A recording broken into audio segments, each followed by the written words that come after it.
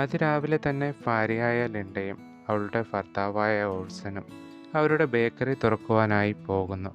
അങ്ങനെ ബേക്കറിയെല്ലാം തുറന്ന് അവർ രണ്ടുപേരും നേരെ അടുക്കളയിലേക്കാണ് പോകുന്നത്. അവിടെ ആ ബേക്കറിയുടെ എല്ലാമെല്ലാമായ പണിക്കാരൻ ടോമി രാവിലെ വേണ്ടുന്ന കാര്യങ്ങളെല്ലാം തകൃതിയായി നടത്തുകയാണ്.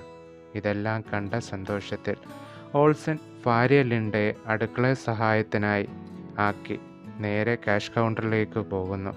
ഈ സമയം ലിൻഡ ചെറുപ്പക്കാരനായ പണിക്കാരൻ ടോമിയുടെ സഹായത്തിന് റെഡിയായി കഴിഞ്ഞിരുന്നു. ഭാര്യയെ പണിക്കാരൻ്റെ അടുത്ത് നിർത്തിയ ഓൾസൻ ഒരു സമാധാനവും ഉണ്ടായിരുന്നില്ല. അതുകൊണ്ട് തന്നെ ഓൾസൻ തൻ്റെ കൗണ്ടറിനോട് ചേർന്ന് ഒരു ചെറിയ ഹോൾ അടുക്കള കാണുവാൻ പറ്റുന്ന രീതിയിൽ നേരത്തെ തയ്യാറാക്കി വച്ചിരുന്നു. അതിലൂടെ തൻ്റെ ഭാര്യയും പണിക്കാരനും എന്തു ചെയ്യുകയാണെന്ന് ഉറപ്പുവരുത്തിയ സമാധാനത്തോടെ ഓൾസൻ ഇന്നത്തെ കച്ചവടം തുടങ്ങുവാൻ ആരംഭിക്കുന്നു.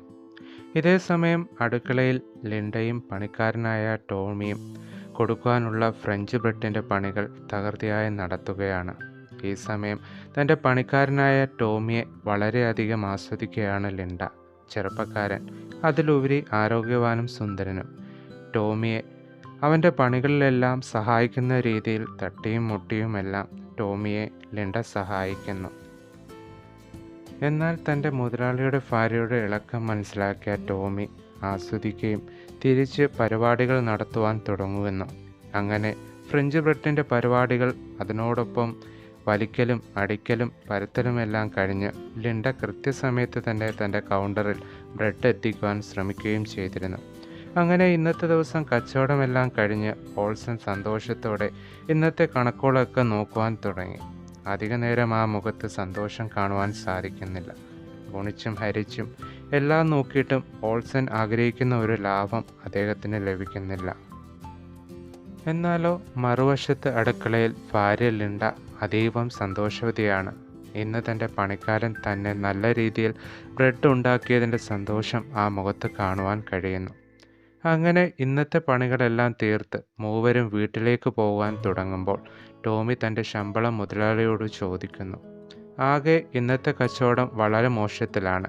ഇതിൽ നിന്ന് ടോമിയുടെ ശമ്പളവും കൊടുക്കുകയാണെങ്കിൽ ആകെ ലാഭം വളരെ മോശമാകുമെന്ന് കരുതി ഓൾസൻ വളരെ കുറച്ച് പൈസ മാത്രം ടോമിക്ക് നൽകുന്നു. ഇത് കണ്ടപ്പോൾ തന്നെ ടോമി വളരെയധികം ദേഷ്യപ്പെടുകയും ചെയ്യുന്നു. ഈ നിമിഷം ലിൻഡ വളരെ അധികാരത്തോടെ ടോമിയെ ആശ്വസിപ്പിച്ച് ബേക്കറിയുടെ പുറത്തേക്ക് കൊണ്ടുവന്ന് സമാധാനത്തോടെ അവൾ ഓൾസനോടൊപ്പം വീട്ടിലേക്ക് മടങ്ങുന്നു. ഈ നിമിഷം ടോമി വെളിയിൽ വെച്ച് സുന്ദരിയായ ഒരു പെൺകുട്ടിയെ കാണുകയും ആ നിമിഷം തന്നെ അവളുമായി ഇഷ്ടത്തിലാകുകയും ചെയ്യുന്നു. അടുത്ത ദിവസം ടോമിയുടെ സ്വഭാവത്തിൽ വളരെയധികം മാറ്റം വന്നിരിക്കുന്നു. ഇത് സഹിക്കാനാകാതെ ലിഡ തലയ്ക്കൊരു തട്ടും കൊടുത്ത് ടോമിയെ ലോകത്തിൽ നിന്ന് തന്നെ യാത്രയാക്കുന്നു. ഇത് കണ്ടുകൊണ്ടുവന്ന ഓൾസനും ഭാര്യയുടെ സഹായത്തോടെ ടോമിയെ കുഴിച്ചിടുന്നു. അടുത്ത ദിവസം തന്നെ പണിക്കാരനെ ആവശ്യമുണ്ടെന്നൊരു ബോർഡും ബേക്കറിയിൽ വെക്കുന്നു. വളരെ വിഷമത്തോടെ നിൽക്കുന്ന ഓൾസനും ലിഡയുടെയും അടുത്തേക്ക് ഒരു സുന്ദരനായ പണിക്കാരൻ അവിടേക്ക് വരുന്നു.